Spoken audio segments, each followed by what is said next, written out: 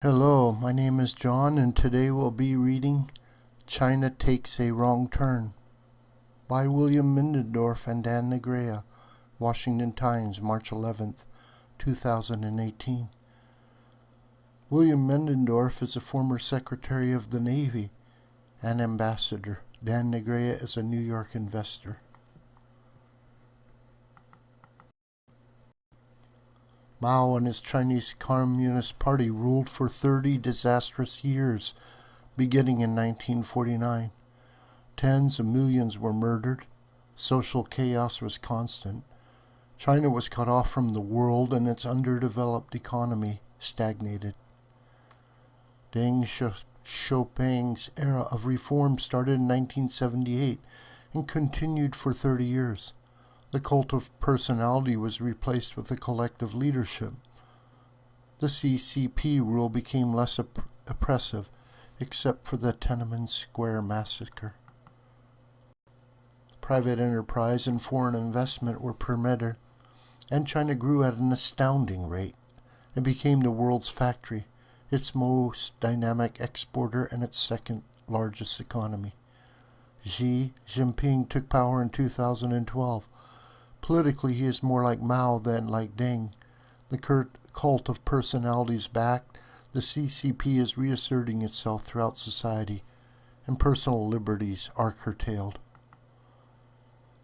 Economically, Xi's China has adopted a predatory mercantilist policy, a European doctrine abandoned in the 18th century. Mercantilism argued that the state should use its power to promote exports and discourage imports. In this win-lose philosophy, success is measured by the size of the trade surplus. Mercantilism was replaced by the comparative advantage and free trade doctrines and their win-win philosophy. If each country produces what it is best at and trades freely with others who do the same, everybody prospers. Chinese mercantilism is not new. Its currency manipulation, for example, is notorious. For decades, the renminbi was kept below fair market value by over 30% to help exports. It worked, and China accumulated vast trade surpluses. With America alone, China's annual trade surplus grew from nothing in the early 1980s to nearly $375 billion today. Chinese industrial espionage is not new either, but is practiced more openly these days. China branches of foreign companies must use Chinese firms for communications and data storage, and foreign joint ventures are forced to add a CCP representative to their board of directors, just like domestic firms. But predatory mercantilism is new. Foreign firms that want to sell in China are often required to manufacture locally through a joint venture with a Chinese firm, and they are forced to transfer their technology to the joint venture. Recently, China decided to go bigger. State-owned enterprises buy leading foreign companies to capture their superior technology. The buyer can then grow and dominate the Chinese market and make imports unnecessary. In 2016, for example, a Chinese firm paid $3.9 billion for Germany's KUKA AG, a global leader in robotics. It is meant to become the top robotics firm in China. The U.S. is paying attention to these developments because of China's dreams of world dominance. Asian and foreign and European countries also care, because there are military applications for the acquired technologies, and they are looking to the U.S. to lead a global response.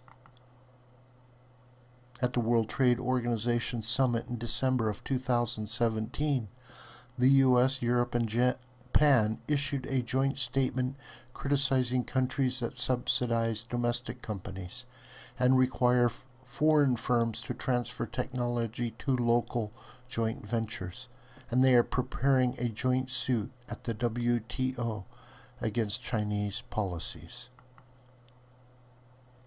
The US and Europe are also stopping more Chinese acquisitions of strategic technology firms.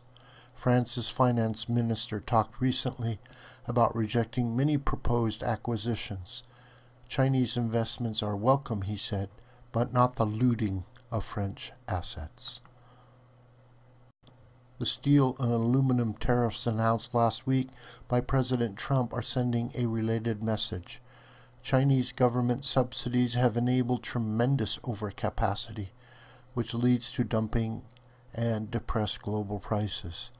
The Chinese government must do more to reduce overcapacity. Most importantly, Mr. Trump said the U.S. may rejoin the TPP if the treaty is improved, and there are reports of preliminary negotiations. A TPP that includes the U.S. would be a powerful check on China.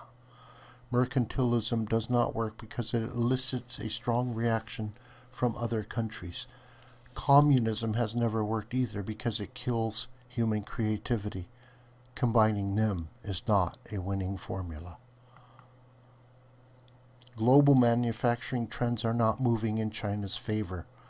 The main reason why developed countries outsourced production to China was its cheap labor.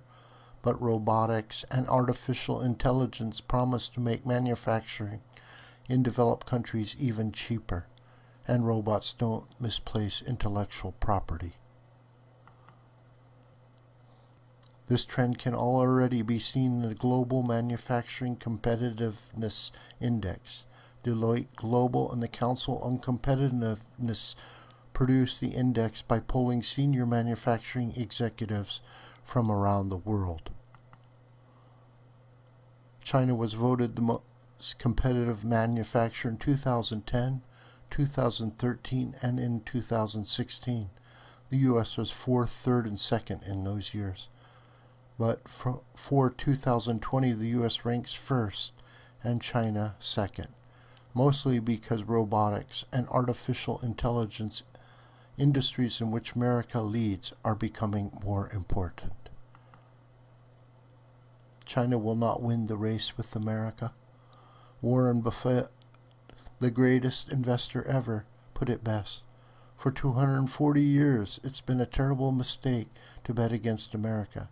And now is no time to start.